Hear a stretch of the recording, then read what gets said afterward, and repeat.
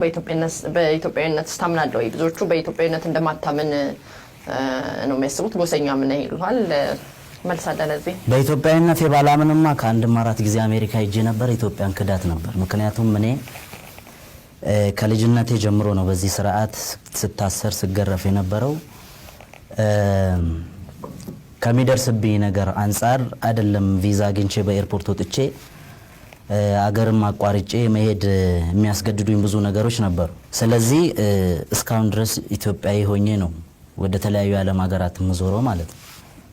ስለዚህ ይሄኛው የሚየነከክላብዬ እንደሚሉት ምናልባት አብዛኛዎቹ እንደዚህ አይነት አመለካከት ያላቸው ምናልባትም እቺን ሀገር 5 ዓመት ጠብቀው የካዷት ሊሆኑ ይችላሉ። ስለዚህ እኔን አይመለከተኝም። ሎሬት ጸጋዬ ገብረመድህን ጎሰኝነት ሊያጠፋ እንደሚችል በተደጋጋሚ በስራዎቻቸው ተናግረዋል።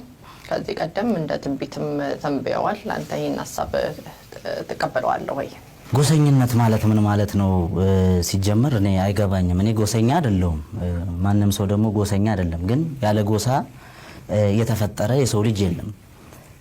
የሰው ዘር ልክ ነጭ እንዳለ ጥቁር አለ። ለምሳሌ ኢትዮጵያን ብትወስጃት ኢትዮጵያ ውስጥ 83 ብሔር ብሔረሰብ በላይ ያለበት ሀገር ነው። ስለዚህ እንደ አንድ ብሔር ማሰብ አይቻልም።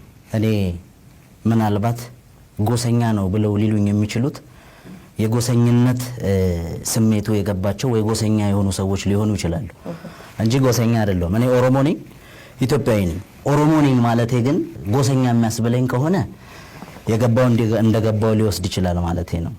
እሳቸው ጎሰኝነት አገርን ያጠፋል ብለው ያሉበት እሳቸው በህይወት ኖሮ ይሄን ነገር መልስ ቢሰጡ ደስ ይለኝ ነበር። ግን ሲመስለኝ ጎሰኝነት መጥፎነቱ ከኔ አመለካከት ውጪ፣ ከኔ አስተሳሰብ ውጪ፣ ከኔ አይዲዮሎጂ ውጪ ብሎ ሌላውን ማስገደድ፣ በኔ መንገድ ካልሄድክ ብሎ ሌላውን ማስገደድ ነው ጎሰኝነት እንጂ በራስ ፕራውድ መሆን ጎሰኝነት አይመስለኝም። ላንተ ኢትዮጵያዊነት ምንድነው? እንዴት ነውስ መትገልጸው?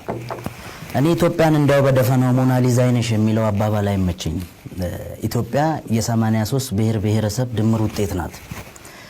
ውበቷን በደንብ ማወቅ አለብን። ስለዚህ ኢትዮጵያዊነት የሚገባኝ ከ83 ብሔር ብሔረሰብ የተለያየ ባህል፣ ቋንቋ፣ ወግ፣ ስርዓት፣ ህግ ያለው ማህበረሰብ ተደምሮ ኢትዮጵያን ነው የፈጠራት። ስለዚህ ኢትዮጵያዊነት ለኔ ዜግነት ነው። ዝም ብሎ ዜግነት ደግሞ አይደለም። በጣም ውብ የሆነ የተለያየ ውበት ያለው የተደመረበት ዜግነት ነው። ስለዚህ እንደዚህ ነው የምገልጸው።